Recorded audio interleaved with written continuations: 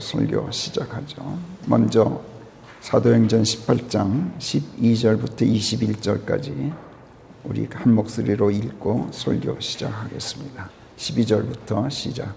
그런데 갈려가 아카야의 부총독으로 있을 때 유대인들이 한 덩어리로 들고 일어나 바울을 고소하여 재판소에 데리고 가서 말하기를 이 작자가 사람들을 설득하여 율법과 반대되게 하나님을 경배하도록 하였소 하더라. 그리하여 바울이 막 입을 열려고 하는데 갈려가 유대인들에게 말하기를 오 너희 유대인들아, 이 일이 그릇된 일이거나 사악한 불량배 짓이라면 내가 너희와 함께 담당해야 할 이유가 되리라. 그러나 그것이 말다툼이나 문중의 일이거나 너희 율법에 관련된 문제라면 그것은 너희가 처리하라. 그런 일들을 재판하라고 내가 있는 것이 아니니라 하더라. 그리고 그가 재판소에서 그들을 쫓아보내더라. 그러자 모든 헬라인들이 수석 회당장인 소스데네를 붙잡아다가 재판소 앞에서 매질을 하는 것이더라. 그런데 갈려가 이런 일들에는 일체 관여하지 않더라. 그리고 바울은 이 뒤에도 그가 서운한 바가 있어 캔크라에서 그의 머리를 밀어낸 가운데 상당 기간 동안 거기에 눌러 있다가 그 뒤에 형제들과 작별하고 거기서 프리스킬라와 아킬라와 함께 배를 타고 시리아로 떠났더라. 그리고 에베소에 당도하자 그들을 거기에 남겨두고 그 자신은 회당으로 돌아가 유대인들과 토론하더라. 바울이 좀 더 머물러 자기네들과 함께 있기를 그들이 바랐는데 이때 그가 응낙하지 않고 그들에게 작별을 고하며 말하기를 무슨 일이 있어도 나는 다가오는 이 명절을 꼭 예루살렘에서 지켜야 하느니라. 그러나 하나님께서 뜻하신다면 내가 너희에게로 다시 돌아오겠노라 하더라. 그리고 그가 에베소에서 출항하니라. 제1차 전도 여행 때 바나바와 함께 시리아의 안티옥을 떠나서 복음의 씨를 뿌리고 다녔던 소아시아지요.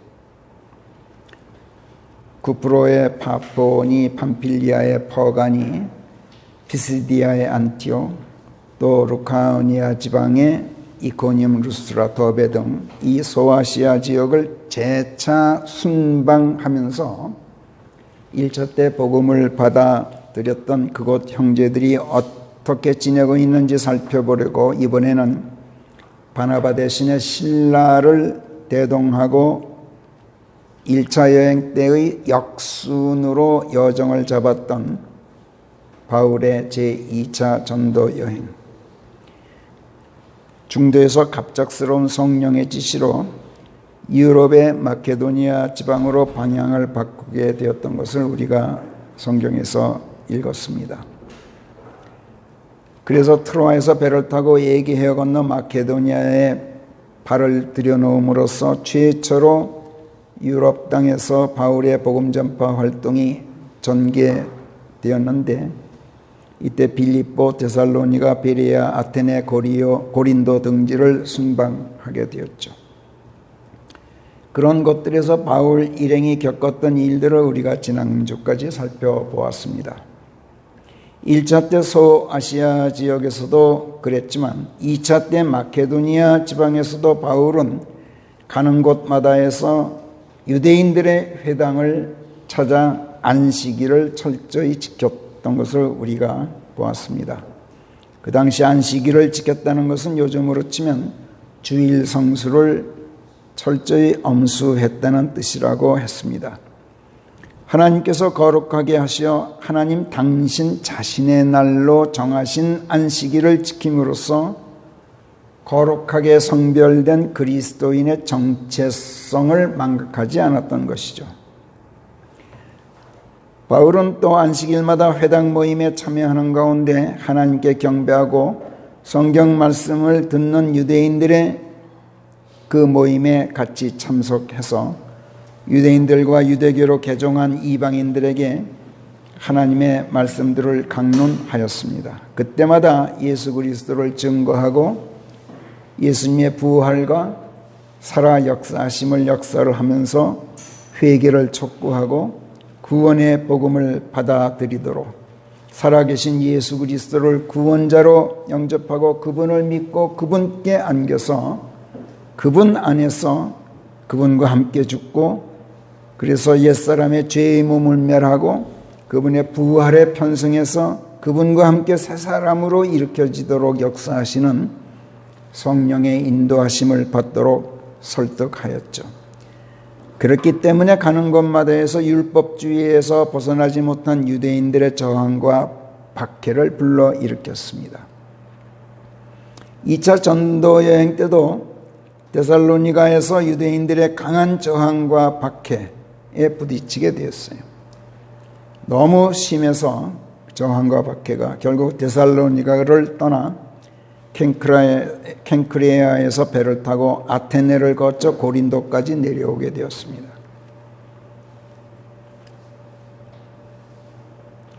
그러나 고린도에서도 바울이 예수 그리스도의 부활을 역설했어요.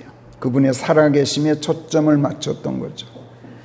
복음 전파를 예수님의 살아계심, 하나님의 살아 역사하심을 전파했던 거예요. 그러자 유대인들이 또 태도를 돌변하고 들고 일어나서 강하게 저항해 왔어요. 바울은 그래서 이제부터는 이방인들에게 발길을 돌리겠다 이렇게 공개적으로 선언하고 신발을 털고 일어나 그들에게서 떠나게 되었습니다. 그런데 미래상 중에 성령께서 나타나셨죠. 당신께서 그와 함께 할 것인즉 두려워 말고 계속 침묵하지 말고 전파하라고 격려하셨어요. 그렇기 때문에 1년 6개월이라는 긴 기간 동안 고린도에 계속 머무르면서 하나님의 말씀들을 가르치게 되었는데 또 얼마 안 가서 유대인들이 들고 일어나서 큰 소동을 벌였어요. 그래서 결국 고린도를 떠나 다시 소아시아의 에베소로 내려오게 되었어요. 아까 읽은 사도행전 18장 12절에서 21절까지의 이 말씀은 바울이 고린도에 체류하고 있었을 때 일어났던 일들, 그리고 에베소에 내려온 다음 거기서 있었던 일들을 또 간략하게 기술하는 대목입니다. 에베소에서 일어났던 일들에 대해서는 다음 19장이 좀 더 상세히 기술하고 있기 때문에 그때 가서 살펴보기로 하고, 오늘은 마케도니아 체류 중 바울이 켄크리아에서 무엇인가 서원한 바가 있어 머리를 밀었다 이렇게 쓰고 있는 18절 말씀을 중심으로 지난주에 이어서 너희는 거룩하여라 이는 내가 거룩함이라 하시는 하나님의 명령을 계속 조명하시는 성령 하나님의 말씀, 그리스도인의 정체성, 거룩함이라는 그리스도인의 정체성에 대해서 가르치시는 성령의 말씀들에 계속 오늘도 귀를 기울여 보기로 하겠습니다. 요즘 우리나라에서도 보면 주로 정치인들이나 무슨 민노총인지 뭔지 하는 극력 노조 시위꾼들, 또 무슨 사회운동 같은 것을 한답시고 시위를 벌리는 사람들이 매스컴을 불러다 놓고 머리를 삭발하는 정치쇼를 연출하는 것을 우리가 TV 화면에서 자주 봅니다. 그런 사람들은 자기네 나름대로 무엇인가 심기일전하겠다는 어떤 결연한 각오를 대중들에게 과시하려고 삭발쇼를 벌리는 겁니다. 근데 우리가 성경에서 보는 유대인들의 삭발, 그거는 그런 따위 정치쇼와는 전혀 성격이 달라요. 유대인들은 자신들의 몸을 하나님께 성별해서 온전히 하나님께 봉헌하는 이른바 나지르인들,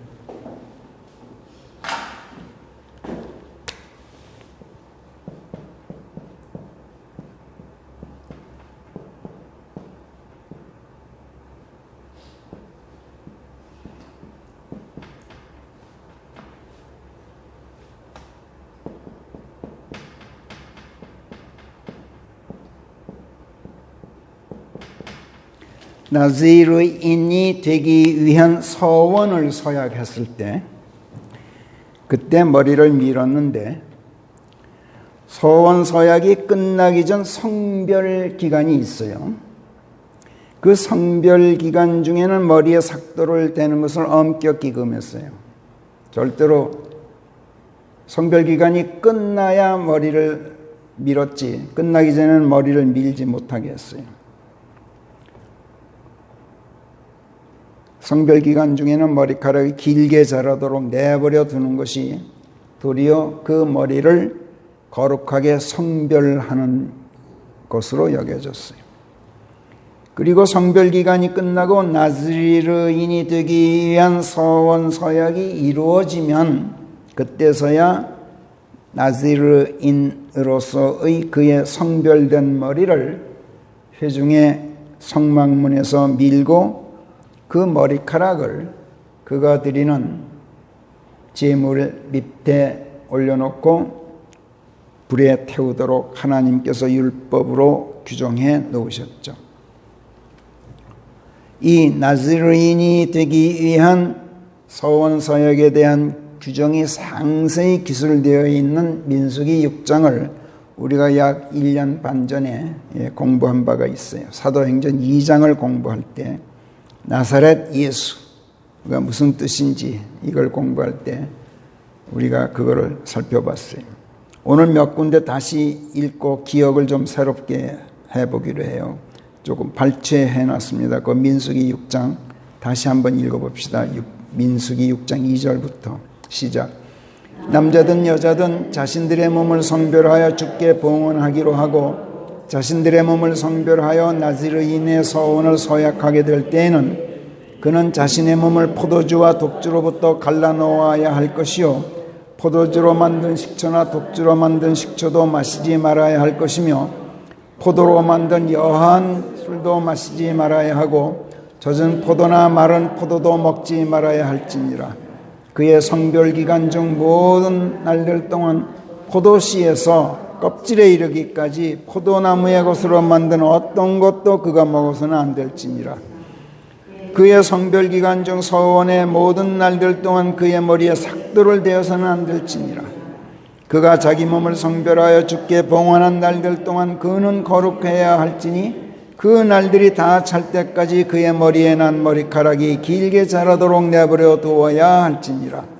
그리고 성별의 날들이 다 차면 그를 회중의 성막문으로 데려와야 하고 그가 주께 자기의 제물을 드려야 하며 그의 성별한 머리를 회중의 성막문에서 밀어야 할 것이요 그의 성별한 머리에 머리카락을 가져다가 그것을 화목제물로 드리는 희생제물 밑에 있는 불 속에 넣어야 할지니라.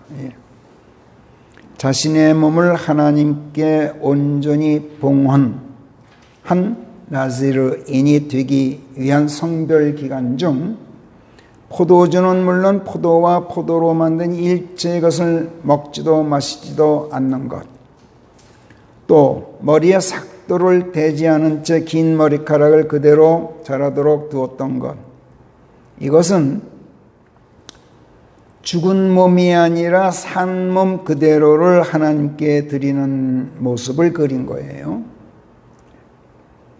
성경에서 포도주는 피를 표상하죠. 피. 포도주는 피를 표상하는 모형이에요. 그리고 피는 생명을 표상합니다. 그래서 포도주를 마시거나 포도로 된 것을 먹는 것은 피를 마시는 것, 즉 생명을 삼키는 것과 같았어요. 피를 마시면 생명을 삼키는 것이에요. 그렇기 때문에 살생을 뜻해요. 성경에서 피를 흘린 자를 살생한 자로 보고 살생한 자가 흘린 피는 살생한 자에게 돌아간다라는 표현이 여러 군데서 나오죠. 그래서 살생한 자는 결국 자신을 죽이는 것과 같아요. 그러니까 포도주를 마셨다, 피를 마셨다, 생명을 삼켰다, 그러니까 죽은 거죠. 그래서 포도주를 마시는 것은 자신을 죽이는 행위예요. 포도주가 피를 표상하고 피는 생명을 표상하기 때문에 그래요. 성별기간 중 포도주를 마시거나 포도로 된 일체의 것을 먹는 것은 자신의 몸을 죽여서 하나님의 제단에 올려놓는 것과 같아요. 자신의 몸을 산 제물로 드리는 것이 아니란 말이에요. 죽은 제물로 드리는 것이. 그래서 금했던 거예요. 하나님께서는 죽은 제물 받질 않으셔요. 하나님께서는 산 제물만 받으셔요. 왜? 그래야 당신께서 죽이실 수 있기 때문에. 제단 위에서 불태워 제단에 올라갈 때는 반드시 산 것이어야 돼요. 그러면 하나님께서 불태워서 비로소 하나님의 손으로 생명을 죽여요. 그리고 새로 태어나게 하죠. 그래서 성령께서는 로마서 12장 1절에서도 너희는 너희 몸을 하나님께서 받으실 만한 살아있는 거룩한 제물로 드리라 이렇게 말씀해요. 살아있는 거룩한 제물.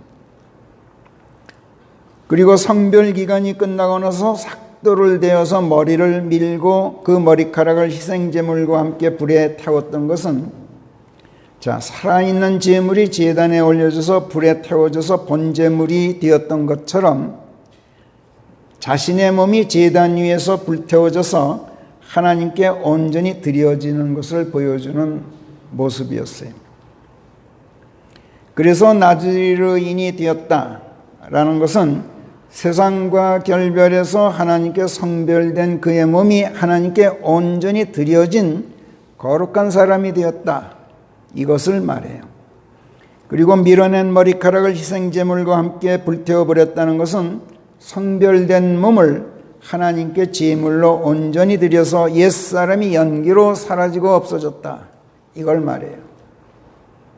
이런 점에서 나즈르인이 되기 위한 서원을 서약하는 성별기간은 예수 그리스도의 죽으심 안으로 침례되는 성령 침례와 성격이 같아요.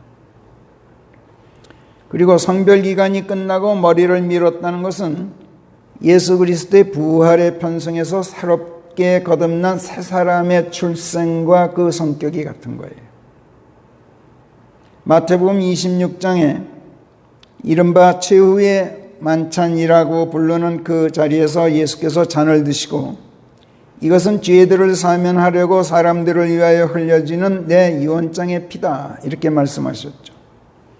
그 잔을 제자들에게 주셨어요. 그 잔의 것을 너희 모두가 마셔라 이렇게 명령하셨어요. 피를 마신다. 이게 무슨 뜻이라 그랬어요? 죽음을 삼키는 거예요. 생명을 삼키는 거예요. 죽는 거. 그러니까 예수께서 포도잔을 돌리시면서 이걸 다 마셔라. 그래서 너희들 나와 함께 같이 죽자. 이걸 제안하신 거예요. 희생제물이 제단 위에서 불태워져서 번제로 하나님께 드려졌듯이 당신과 함께 제단 위에서 불태워지자 이렇게 제안하신 거예요. 그리스도의 죽으심 안으로 침례되어서 그분과 함께 죽고 그분과 함께 장사 지내지게 되면 죄들이 사면돼요. 죽으면 죄들이 사면돼요. 죽으면 사면입니다. 그리스도의 피가 죄들을 정화하는 거예요. 구약시대 율법하에서는 짐승의 피가 뿌려져서 더러움을 정화하고 죄들을 사면받았죠. 히브리서 9장 22절에서 율법에 의해서는 거의 모든 것들이 피로 정화되는지라 피 흘림이 없이는 죄의 사면이 없다. 이렇게 히브리서 9장 22절은 말씀합니다. 그러나 죄들은 사면만 되어서는 안 돼요. 이건 우리가 아주 분명히 잘 배워뒀어요. 기독교 신학에서는 이걸 가르치질 않아요. 죄의 말소와 죄의 사면을 똑같은 것으로 보고 있어요. 사면은 죄들에 대한 형벌의 유예일 뿐이에요. 죄들은 반드시 탕감되고 용서되어서 완전히 말소되어야만 죄의 문제가 처리되는 거예요. 빚을 지면 빚은 유예만으로는 청산되질 않아요. 빚이 청산되려면 빚을 다 갚거나 아니면 탕감받거나 그래야 부채장부 자체가 완전히 말소되어야만 부채 문제가 해결되는 거예요. 율법의 한계가 여기에 있었어요. 율법은 핏부림을 통하여, 즉 죽음을 통하여 죄들을 사면한 것까지가 그 역할의 끝이에요. 사면된 죄들을 탕감하고 말소시키는 것은 오직 하나님의 의뿐이에요. 율법의 의로는 불가능해요. 이 하나님의 의, 이것은 율법 밖에서 선포되었어요. 율법 밖에서 선포된 이 하나님의 의는 예수 그리스도를 믿고 모든 것을 그분께 맡겨라. 그분께 의탁하고 그분 안으로 들어가 그분께 안겨라. 그분과 함께 죽어라. 죄들을, 그래야 죽으면 사면됩니다. 그래서 죄들을 일단 사면받고, 그리고 의롭게 되기에 타당하다고 인정받게 돼요. 침례를 통해서. 그렇게 되면 자동적으로 거기서 한 걸음 더 나아가서 죽은 자들로부터 일으켜 주신 예수 그리스도의 부활에 편승하게 돼요. 그분과 함께 살아 일어나는 거예요. 이렇게 되면 비로소 사면된 죄들이 이때 말소됨으로써 의롭게 되기에 타당하다고 인정받았던 데에서 한 걸음 더 나아가 이제 의롭게 되었다, 이렇게 선포되는 거예요. 내 모든 죄들을 대신 짊어진 하나님의 어린 양이 되어서 하나님께 화목제물로 드려지신 그리스도의 죽으심 안에 나를 침례시켜서 그분과 함께 나를 죽이고 다시 사신 그분 안에서 나를 다시 살려 일으키시는 성령의 역사하심, 이것이 곧 성령 침례라 그랬어요. 이 성령 침례를 통해서 성령께서 당신 안에 넣어 주신 나를 기꺼이 받으시고 나를 당신 품에 넣어 나와 한 몸 하나의 살이 되어주시는, 나와 알을 이루어주시는 예수 그리스도의 사랑, 이것이 그리스도의 믿음이라 그랬어요. 이 믿음을 통하여 모든 죄들을 탕감하시고 드디어 의롭게 되었다는 선언과 함께 나를 죽음에서 구원하고 당신의 영원한 생명 안으로 영접해 들이시는 것, 이것이 하나님의 의예요. 율법의 의는 내 죄들을 사면하고 형벌을 유예하지만 하나님의 의는 내 모든 죄들을 아예 다 말소해버려, 지워버려요. 형벌에서 완전 자유가 되게 하셔요. 이에 대해 로마서 3장에서 성령께서 사도 바울의 입으로 이렇게 말씀하셔요. 로마서 3장 21절부터 우리 좀 길지만 같이 읽어봐요. 굉장히 중요한 부분입니다. 21절부터 시작. 율법과 선지자들을 통하여 증언된 하나님의 의가 율법 밖에서 선언되었나니 곧 예수 그리스도의 믿음 덕에 모든 자들에게 이르러 있고 믿는 모든 자들 위에 임하여 있게 된 하나님의 의인즉 여기에는 차별이 없느니라. 이는 모든 사람들이 죄를 지어 하나님의 영광에 이르지 못하게 되었다가 그리스도 예수 안에 있는 구속을 통하여 그분의 은혜로 의롭게 되기에 타당하다고 거저 인정을 받게 되었음이니 이분은 하나님의 참으심을 통한 지나간 죄들의 사면에 대하여 당신의 의를 분명하게 하시려고 하나님께서 내놓으시어 그분의 피 안에 있는 믿음을 통하여 화목제물이 되게 하신 분이시니라. 내 말은 당신께서 정당하게 되시고 예수님을 믿고 그분 안에 안기는 자를 또한 정당하다고 인정하시는 분이 되시려고 그분께서 당신의 의를 이참에 분명하게 하셨다는 것이라. 아까 설명드린, 사전에 미리 제가 설명드린 그 말씀을 이해하지 않고는 그냥 읽어가지고 얼른 머릿속에 들어오질 않아요. 이 말씀이 그냥 겉읽게 돼요. 건성으로 읽게 돼요. 이 대목에서 모든 사람이 죄를 지어 하나님의 영광에 이르지 못하게 되었다. 23절에서 이건 모든 사람들이 죄인들이기 때문에 모든 사람들이 영원히 사는 영생을 얻지 못하게 되었다, 이런 뜻이에요. 하나님의 영광은 영생이에요. 그 다음에 이분은 하나님의 참으심을 통한 지나간 죄들의 사면에 대하여 당신의 의를 분명하게 하시려고 내어놓으신 분이다, 이렇게 25절이 말씀하는데, 이건 무슨 뜻이냐면, 지난날에는 구약시대는 짐승을 대속의 희생제물로 드려서 죄들을 사면하셨는데, 이거는 율법의 의를 충족시킬 수는 있었지만 하나님의 의를 충족시키지는 못했어요. 그래서 사실은 하나님의 의 앞에서 떳떳하고 정당한 조치가 아니었단 말이에요. 말이 그렇지, 어떻게 짐승의 피가 그런 대단한 일을 할 수 있었겠어요? 그렇기는 했지만 하나님께서 참으셨다는 거예요. 그 정도로 참으셨다는 거예요. 그러나 언제까지나 참고 죄들이 사면만 된 가운데 내버려 두실 수가 없었어요. 죄들이 사면되어서 의롭게 될 수 있는 여건은 이제 막 갖췄지만 의롭게 된 것은 아니기 때문에, 죄가 말소된 것은 아니기 때문에, 죄가 완전 말소되기 전에는 누구도 죽음과 지옥을 모면할 수가 없기 때문에 하나님께서 견딜 수가 없었어요. 이건 하나님의 의가 아니야. 그래서 당신의 의를 분명히 나타내고 그 의를 실현하기로 작정하셨다는 거예요. 그래서 흠없고 점없고 나무랄 데 없이 완전 무결한 화목제물로 당신의 아들 예수 그리스도를 내어놓으셨다는 거예요. 이런 뜻이에요.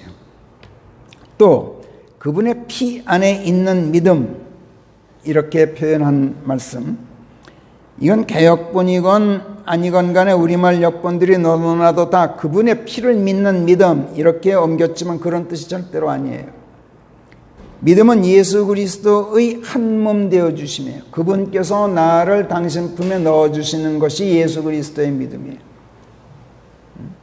믿음은 예수 그리스도께서 나를 향하신 그분의 사랑이에요. 이 사랑은 그리스도의 피 안에 안겨야만 효력이 발생해요. 그분의 죽으심만으로 침례되어서 그분과 함께 죽어야 비로소 그분께서 나를 당신 안에 품으셔서 나를 위해 죽으신 당신의 그 사랑, 그것이 내게 베풀어진단 말이에요. 이것은 내가 하는 일이 아니에요. 이건 성령께서 하시는 일이에요. 성령께서는 이렇게 하시겠다고 내게 말씀하시고 나를 그리스도께로 부르셔요. 성령께서 내게 전해주시는 그 말씀, 그것이 복음이고 그 복음을 믿는 것이 내가 믿는 거예요. 그리고 그 부르심에 응하는 것이 복음에 순종하는 거예요. 성경 말씀을 믿고 순종하면 성령께서 즉각 나를 예수님 안으로 집어넣어서 내 옛사람의 죄의 몸을 멸하셔요. 그리고 모든 죄들을 사면받게 하셔요. 의롭게 되기에 타당하다고 인정받는 데까지 이끌어 주셔요. 그리고 다시 일으켜주신 예수님의 부활에 편성시켜서 나로 하여금 그분과 함께 다시 살아 일어나게 해주셔요. 다시 살아 일어난 나는 이미 지난날의 내가 아니에요. 지난날의 내 죄의 몸, 이건 이미 멸하여지고 없어요. 그리스도의 부활과 함께 다시 살아 일어난 나는 하나님의 유전을 물려받고 새로 태어난 새 사람, 새 피조물이에요. 예수님과 똑같이 흠없고 점없고 죄 없는 하나님의 자녀된 그리스도인이란 말이에요. 즉 하나님께 봉헌되어서 하나님의 의 안에서 세상으로부터 성별된 거룩한 하나님의 사람인 거예요. 요컨대 나지르인이란 말이에요. 마태복음 26장에서 예수 그리스도의 피를 표성하는 포도주잔을 제자들에게 마시게 하신 다음에 예수께서 뭐라 그러셨냐면 29절에서 이후로는 내가 내 아버지의 왕국에서 너희와 더불어 새로운 그것을 마시는 그날까지 나는 이 포도 열매로 만든 것을 마시지 않으리라. 이렇게 선언하셨어요. 이것은 예수께서 당신의 몸이 하나님께 온전히 봉헌된 나즈르인이 되기 위한 서원을 서약하는 성별기간에 돌입하셨다는 것을 선언하시는 거예요.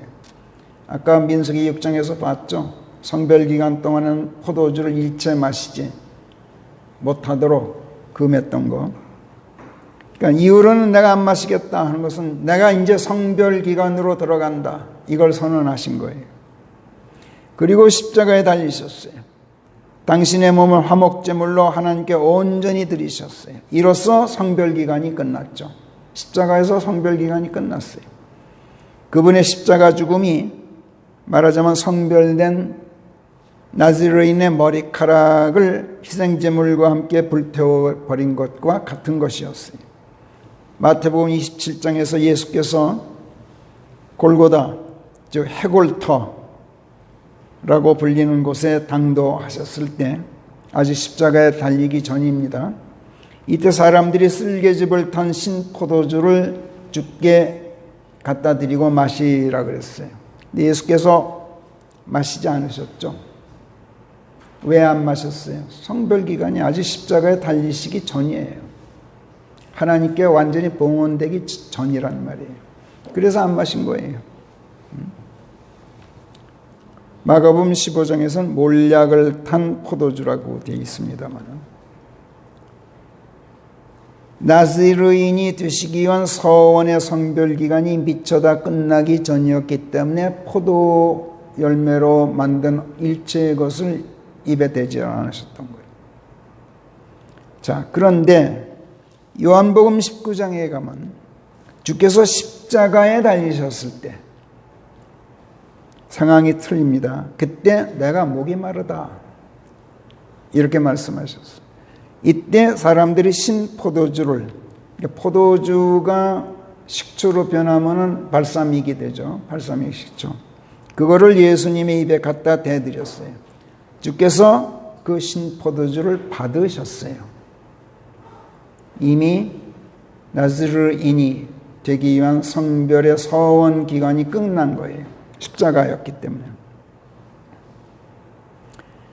모든 일들이 성취되어서 마침내 성경이 이루어졌음을 예수께서 아셨기 때문에 받으셨다. 이렇게 요한복음 19장 28, 29, 30절이 쓰고 있는데, 이것은 예수께서 드디어 십자가에 달리심으로써 나즈르인이 되기 위한 서원의 서약이 이루어진 성별 기간이 다 끝났다는 뜻이기도 하고, 하나님께서 애초에 계획하셨던 구속 사역이 비로소 성취되었다. 이걸 선포하신 말씀이기도 했어요.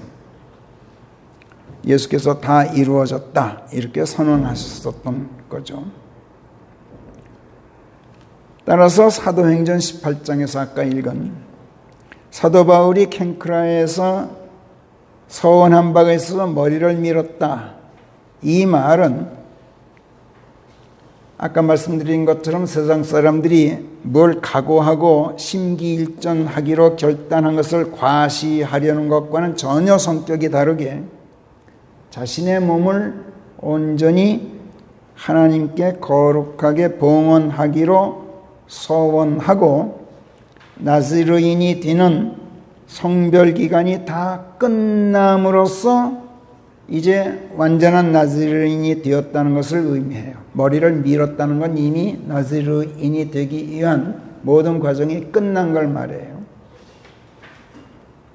자, 그런데 우리 그리스도인은 그리스도인이라는 그 자체로 모두가 하나님께 그 몸을 산제물로 거룩하게 봉헌한 나즈르인이라고 앞에서 말씀드렸어요. 그리스도인의 몸은, 내 몸은 내 자신의 몸이 아니에요. 아버지 하나님께 거룩하게 드려진 몸이에요. 성령께서 그래서 들어와 거하시는 거예요. 하나님의 성전이에요. 예수 그리스도와 한 몸 된 사람이 그리스도인이라면 그리스도께서 나즈르인이시라면 나도 나즈르인일 수밖에 없죠. 그렇죠? 예수님을 일컬어 나사렛 예수라고 부르는 것은 그분께서 갈릴리의 나사렛 고을 출신이라는 뜻과 함께 또 나즈르인이심을 천명하는 말씀이라고 우리가 배웠어요. 나사렛은 팔레스타인 북부 갈릴리 고원지대 아래쪽에 위치한 한 조그만 거울이에요. 마태복음 2장에서 하나님의 천사가 요셉에게 꿈에 나타나서 아기 예수를 데리고 이집트로 피신하도록 했죠. 헤롯이 지금 사람을 풀어서 어린아이들을 잡아 죽이려고 하고 있기 때문에 피신해라. 그리고 이제 이집트에 내려갔어요. 그리고 얼마 있다가 헤롯이 죽자 천사가 다시 나타나서 아기의 목숨을 찾던 자들이 다 사라졌으니 이제 이스라엘 땅으로 돌아와라 이렇게 명령을 해요. 그러자 요셉이 유대 땅으로 귀환해서 들어간 곳이 갈릴리 지방의 나사렛이라고 불리는 성읍이었어요. 그러니까 예수께서 유년 시절을 나사렛에서 보내시게 되었던 거예요.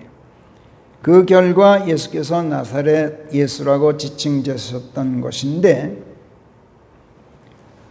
요한복음 1장에서 보면은 빌립이라는 제자가 나를 따르라 하시는 예수님의 명령에 그분의 제자가 되었는데 이 빌립이 나다나엘이라는 친구에게 찾아가서 모세가 율법에 썼고 선지자들이 썼던 그분을 우리가 만나 뵈었다.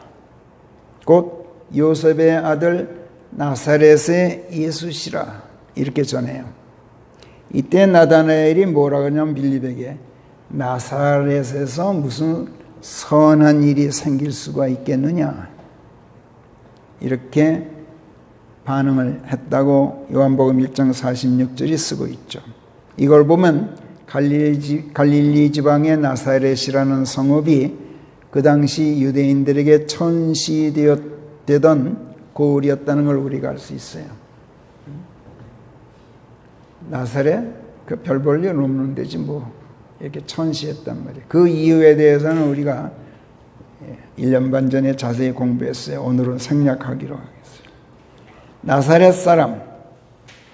그래서 나사렛 성읍 출신이라는 뜻만이 아니라 그 안에 또 나사렛다운 사람이라는 뜻이 함축되어 있는 말이에요. 그럼 나사렛답다. 이건 무슨 뜻일까? 앞서 이미 말했듯이 나지르라는 말,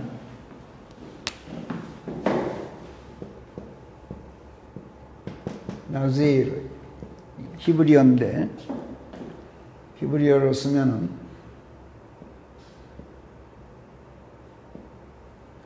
나 그 다음에 지르 나지르 거꾸로 써요.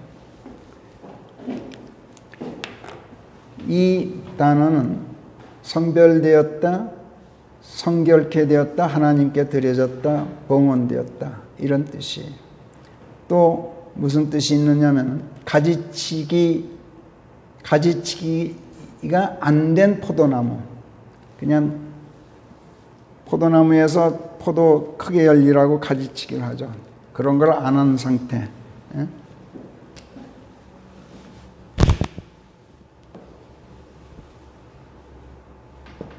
undressed vine 또는 unshorn vine, 가지치기 안 된 그대로의. 그러니까 나지르인이 되기 위한 선별기간 중에 머리 깎지 않았던 것과 같은 뜻이에요. 어찌됐든 나지르라는 이 단어 자체가 봉헌된, 성별된, 하나님께 드려진 이런 뜻이에요. 그런데 우리말 개혁본들은 전부 나실인 이렇게 했어요. 근데 우리는 히브리어 원 발음대로 또 킹제임스 성경이 쓴 그 원음대로 그냥 나지르인 이렇게 옮겼어요.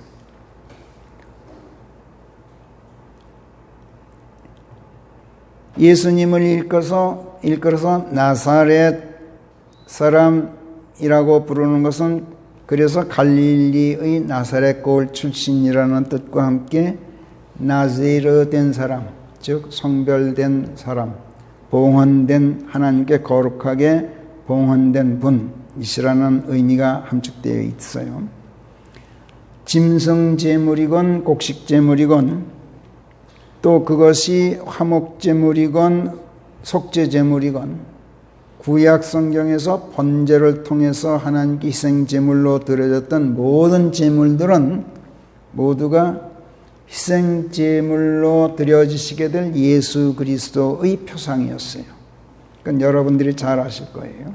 하나님의 어린 양 예수 그리스도를 표상하는 모형이었던 거예요. 성령께서 히브리서 9장 13절 14절에 보면 황소들과 염소들의 피, 암송아지의 재들도 더러운 것에 뿌려짐으로써 성결케 하여 육신의 정화를 이룬다면 영원하신 영을 통하여 흠없는 당신의 몸을 하나님께 드리신 그리스도의 피는 얼마나 더 잘 너희의 양심을 죽은 행실로부터 정화해서 살아계신 하나님을 섬기게 하겠느냐 이렇게 말씀했어요. 이건 하나님께 드려진 제물들이 예수님을 표상하는 예표들이었다는 것을 말씀하고 있는 거예요. 하나님께 드려진 것, 그래서 성결케 되고 성별된 것, 즉 거룩한 것, 이것을 히브리어로 나지르라고 표현한다 그랬어요.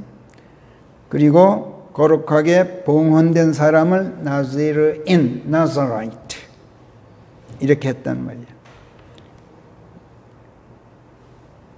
그렇다면 예수님이야말로 나지르인 중에서도 나지르인이셨어요. 사실은 오직 예수 그리스도께서만이 나지르인이셔요.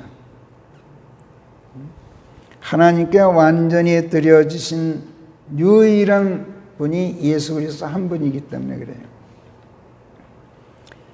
그래서 예수님을 두고 하나님의 어린 양이라고 일컬었던 그 자체가 예수님을 나지르인이라고 부른 것과 똑같아요. 예수께서만이 하나님의 어린 양이셨기 때문에 예수께서만이 나지르인이신 거예요. 예수님 자신도 당신 자신을 일컬어서 아버지께서 거룩하게 하시어 세상에 보내시니다. 이렇게 요한복음 10장 36절에서 선언하셨어요. 하나님께서 거룩하게 하셨다.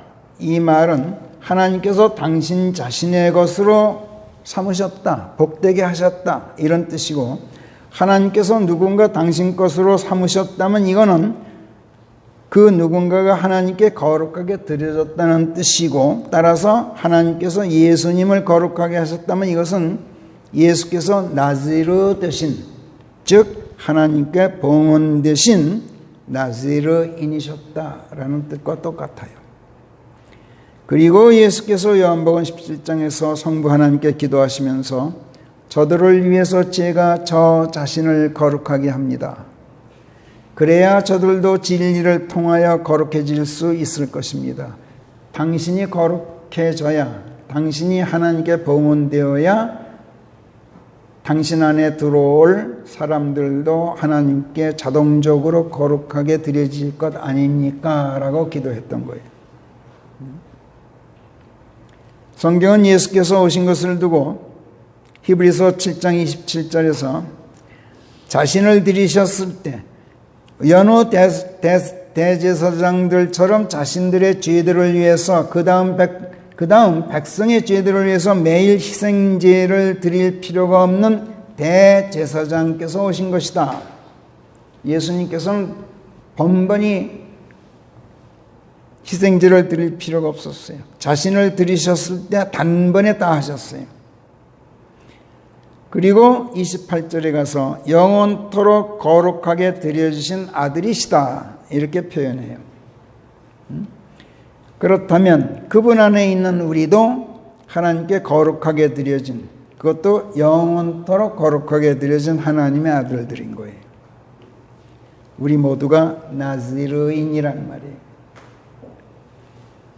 그런데 바울이 새삼스럽게 사도행전 18장에서 무언가 서운한 바가 있어서 머리를 밀었대. 그는 그 이전부터 이미 구원받고 거듭난 그리스도인이었잖아요. 뭐 새삼스럽게 나즈르인이 되기 위한 의식을 또 치를 필요가 있겠어요? 새삼스레 자신의 몸을 또 성별하고 성결케 해서 하나님께 거룩하게 봉헌하기로 서운하지 않더라도 이미 그는 하나님께 거룩하게 봉헌된 나즈르인으로서의 그리스도인이었단 말이야. 그런데 어째서 새삼스럽게 머리를 밀었을까? 오늘 설교의 초점은 여기에 있습니다. 우리가 그리스도인이 되고 나서도, 즉 나즈르인이 되고 나서도 하나님께 산 제물로 거룩하게 드려진 이 몸으로 거룩하지 못한 일에 손을 대고 이 거룩한 몸을 더럽히는 경우가 비일비재하잖아요. 바울이 그랬다는 것이 아니라 우리 그리스도인들이 그런 경우가 비일비재하기 때문에 그래서는 안 된다는 것이고, 그럼에도 불구하고 몸을 더럽혔을 경우 그 몸이 하나님께 봉헌된 거룩한 몸이라는 것을 우리로 하여금 일깨우고 그러려고 지금 성령께서 여기서 바울의 경우를 말씀하고 계신 거예요.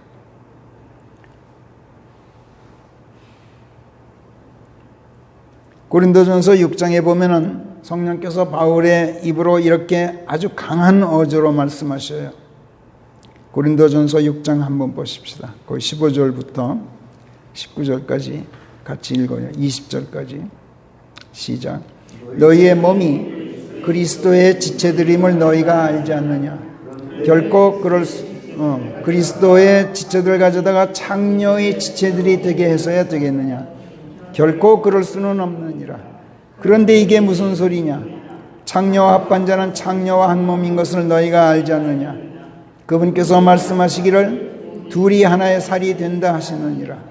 그러나 주께로 합해진 자는 그분과 한 영이니라. 음행에서 도망쳐라. 사람이 저지르는 죄는 다 몸 밖에서 이루어지지만 그러나 음행을 저지르는 자는 자기 자신의 몸에게 죄를 짓느니라. 그런데 이게 무슨 소리냐? 너희 몸은 너희가 하나님한테서 받아서 너희 안에 계신 성령의 전이어서 너희가 너희 자신의 것이 아니라는 것을 너희가 알지 않느냐? 이는 너희가 값주고 산 바 되었음이니 그러므로 너희는 하나님의 것들인 너희의 몸과 너희의 영으로 하나님을 영화로우시게 하라. 성경에서 창녀와 합한다 또는 음행한다 이런 말은 육체적인 음란 행위만을 의미하는 게 아니라 우상 신들과의 음란 행위, 세상에 달라붙어서 세상 것들로 몸을 더럽히는 것, 이거를 전부 창녀합한다, 간음한다 이렇게 표현하는 거 우리가 잘 알고 있죠. 예수님 안에서 하나님께 온전히 봉헌되어서 이제 내 것이 아니라 하나님의 것이 된 거룩한 몸인데도 내 옛사람이 고개를 들고 그 몸을 세상으로 끌고 들어가요. 그리고 세상 사람들이나 똑같이 그 몸을 세상 것들로 더럽혀요. 이게 음행이란 말이에요. 이것은 자신의 몸을 더럽히고 그 몸에게 죄를 짓는 간음행위이고 하나님께 죄를 짓는 반역행위라고 성경은 얘기해요. 그런데 비록 고의는 아닐지라도 우리 그리스도인들은 자신도 모르는 사이에 그런 음행을 자행하고 하나님께 반역하기를 거듭해요. 마귀가 세상 것들로 미혹하는 거예요. 세상으로 그리스도인들을 자꾸 끌어들여요. 이런 마귀의 미혹을 깨닫고 나도 모르게 그 미혹에 넘어가서 세상에 끌려들어가 세상 것들에 애착하고 있다는 것을 자각하는 순간, 내가 어떻게 다 이렇게 됐지?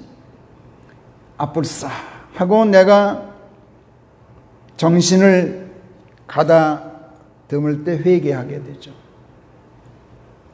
그리고 하나님께 발길을 돌리고 용서를 빌면서 내 몸을 세상에서 다시 새롭게 성별하고 하나님께 다시 돌려드리게 되기를 간구하게 돼요. 하나님, 용서하시고 저를 다시 받아주시옵소서. 이렇게 간구하게 돼요. 세상으로 나갔던 내 몸을 그리스도 안으로 다시 집어넣어 달라고 간구한단 말이에요. 그러면 성령께서 즉각 나를 다시 그리스도 안으로 침례시켜 주셔요. 이거는 사실 우리 생애 중에 한두 번 있는 일이 아니에요. 우리가 세상에 사는 동안 이런 일은 거의 매일같이 반복되는 일상이에요. 성령 침례, 이건 우리가 구원받을 때 한 번 일어나는 사건으로 끝나는 게 아니에요. 성령 침례는 구원받은 뒤에도 매일같이 반복돼요. 매일 죽고 매일 다시 산단 말이에요. 그래야만 돼요, 우리는. 이렇게 해야 마귀가 나를 장악하지 못해요. 바울은 고린도전서 15장 31절에서 맹세코 말하건대 나는 매일 죽노라. I die daily. 이렇게 고백해요. 그가 매일 죽을 수 있었던 것은 자신을 죽일 때마다 다시 살려 일으켜 부활시켜 주시는 성령 하나님의 역사심을 알고 있었기 때문에 그랬던 거예요. 매일 죽고 매일 새롭게 다시 태어나야 세상에 매몰되어 있는 나를 다시 건져내고 세상 것들에 대한 애착을 끊음으로써 마귀와의 사귐을, 교제를 단절하게 돼요. 나도 모르게 내가 마귀와 사귀고 있어. 그래서 바울은 매일 죽었어요. 매일 새로 태어났단 말이에요.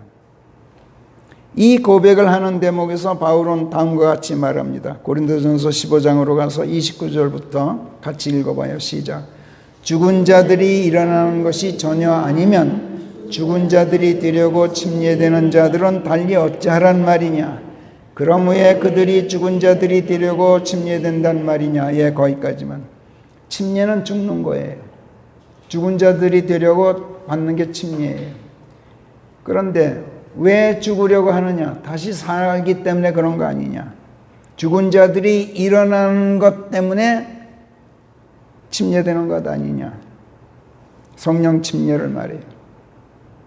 31절 시작. 우리 주 그리스도 예수 안에서 내가 갖고 있는 기쁨을 걸고 맹세코 말하건대 나는 매일 죽노라. 만약 죽은 자들이 일어나지 못한다면 내일이면 죽으리니 먹고 마시자 할 것이지 내가 에베소에서 사람들의 방식대로 짐승들과 싸웠던 한들 그것이 내게 무슨 득이 되겠느냐. 거기까지만. 에베소에서 짐승들과 싸웠다. 이 말은 원래는 이때는 로마 시대예요. 로마 제국 시대인데 로마 제국 시대에는 투기장이라는 게 있었죠. 콜로세움에서 짐승을 풀어놓고 싸우게 해요. 짐승과 싸워서 결국은 잡아먹히게 하잖아요. 에베소에서 그랬다는 것이 아니라 에베소에서 그런 짐승 같은 인간들과 투쟁을 했죠. 바울이 그거를 그 투기장에 자기 자신의 빗대어서 한 말이에요. 자, 그러나 거기서 자기가 죽더라도 자기는 다시 사는다 하는 성령께서 나를 다시 살리신다는 확신이 있었기 때문에, 그런 덕이 있기 때문에 자기가 에베소에서 만난 짐승 같은 인간들과 싸웠다. 그렇지 않으면 내가 뭐하러 싸웠겠느냐. 지금 그 말을 하고 있는 거예요. 33절 속지 말라. 시작. 속지 말라. 악한 사귐은 선한 마음가짐을 타락시키느니라. 예, 거기서 속지 말라. 마귀에게 속지 말라는 얘기예요. 악한 사귐, 마귀와 사귀는 게 악한 사귐이야. 근데 마귀인 줄을 몰라. 그냥 세상 것들인데 세상 것들을 가지고 마귀가 미혹하는데 그걸 몰라. 선한 마음가짐, 그리스도의 생각을 품고 있는 선한 마음가짐을 타락시킨다는 거예요. 34 시작. 의에 대하여 깨어있고 죄짓지 말라. 이는 어떤 자들이 하나님에 대한 예지를 갖고 있지 못하게 이르는 말인즉 너희에게 무한을 주려고 내가 이런 말을 하느니라.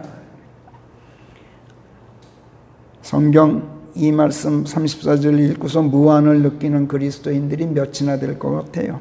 여러분은 어떠세요? 바울을 통해 말씀하시는 성령의 이 말씀 앞에서 여러분 무한을 느끼세요? 만약 그렇지 않다면 그 사람은 마귀와의 악한 사귐을 즐기느라고 단단히 타락한 거예요. 우리 그리스도인들이 거의 다 그래요. 그리고 마귀에게 승리를 안겨주고 있는 사람이에요.